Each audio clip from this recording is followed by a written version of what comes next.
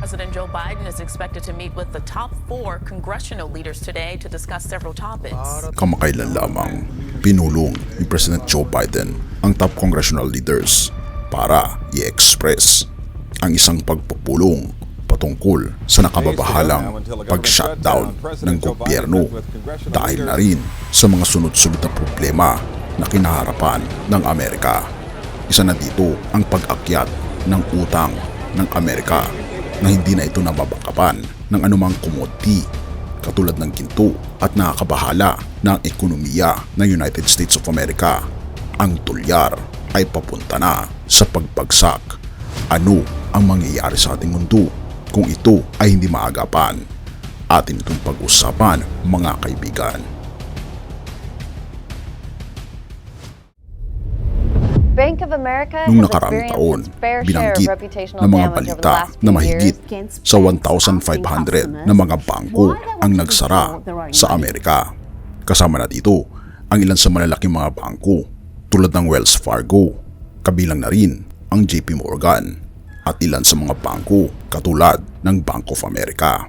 At napakarami mga investors ang sunod-sunod na pinull out ang kanilang mga pera sa Amerika. At ilan sa mga citizen sa Amerika ang unti-unting nililiquidate ang kanilang mga assets upang i-transfer ito sa ibang bansa.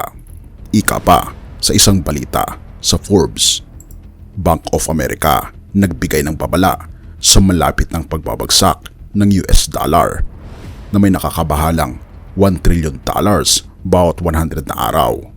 Oo mga kaibigan, binabanggit sa Forbes ang sobrang pag-angat ng utang ng Amerika na hindi ito binabakaban ng anumang klase ng commodity tulad ng ginto. At kamakailan lamang nakita natin ang pag-angat ng presyo ng Bitcoin, Ethereum, XRP at crypto na ito ay nakikipagsabayan sa ginto. Ang presyo ng Bitcoin pati na rin ang mas malawak na merkado ng Ethereum, XRP at iba pang crypto ay umaangat sa nakaraang taon na may ilang naguudyok na mas malaking sulsul na mas malaking alon ng Wall Street ang darating.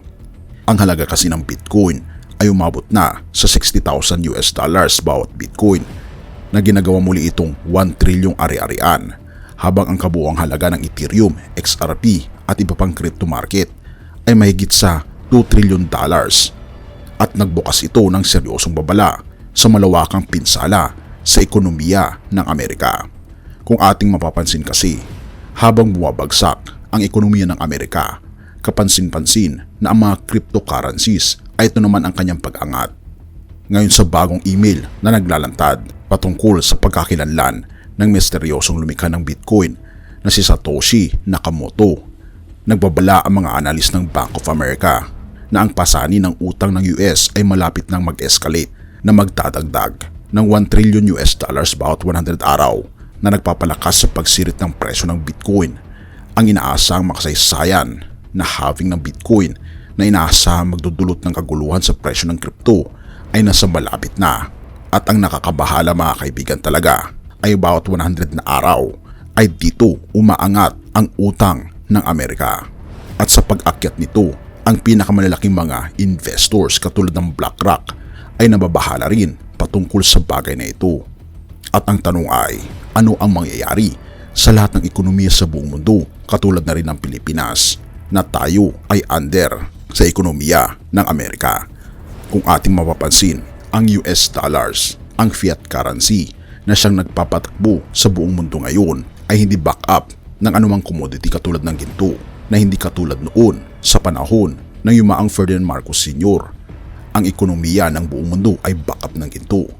Ngunit dahil sa nagdaang mga taon, ang Amerika ay naging stable at naging makapangyarihan sa lahat ng ekonomiya sa buong mundo. Ngunit kung ating napapansin, ang iba't ibang mga bansa katulad ng China, Russia, North Korea at India ay hindi na umaasa sa fiat currency na US dollars at kanina itong binabasura. Bagkus, sila ay nagre-rely na lang sa kanilang ekonomiya sa pamamagitan ng tunay na commodity katulad na lamang na langis at mga ginto. Kaya naman kung ating mapapansin, ang Pilipinas din ay backup ng malaking ginto dahil na rin sa kayamanan ng mga Marcos. Ngunit ang Amerika, kapansin-pansin na tila baga ito ay papunta na sa matinding pagguho. Kaya nga naman tinipon ni President Joe Biden ang kanyang grupo upang pag-usapan ang malaking issue ng pag-shutdown ng gobyerno ng Amerika. Dahil isa sa mga problema nito ay ang ekonomiya. Ngunit very optimistic si President Joe Biden na ang Amerika ay makakatayo sa sarili nitong paa at sumulong sa mas maayos na Amerika. Ngunit sa tingin niyo mga kaibigan, ano ang mangyayari sa susunod na mga araw, buwan o taon sa Amerika at maging sa buong mundo kung babagsak ang ekonomiya nito?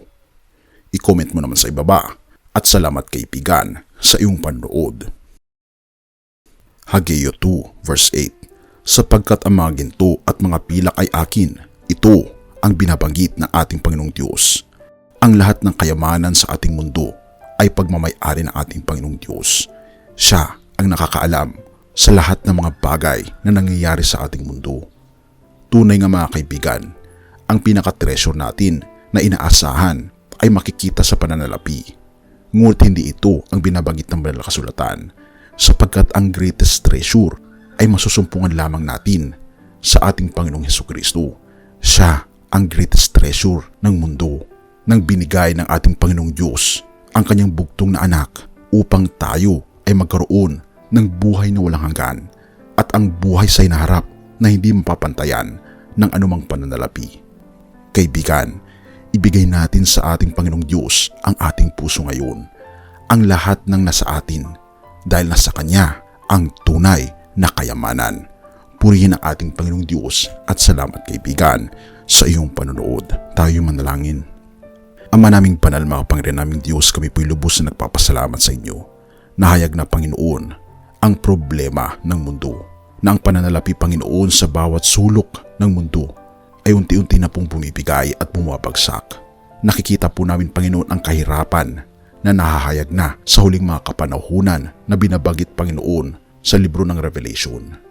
Panginoon, tulungan niyo po kami na makita na ang kayamanan po namin ay masusumpungan lamang sa aming Panginoon Jesucristo.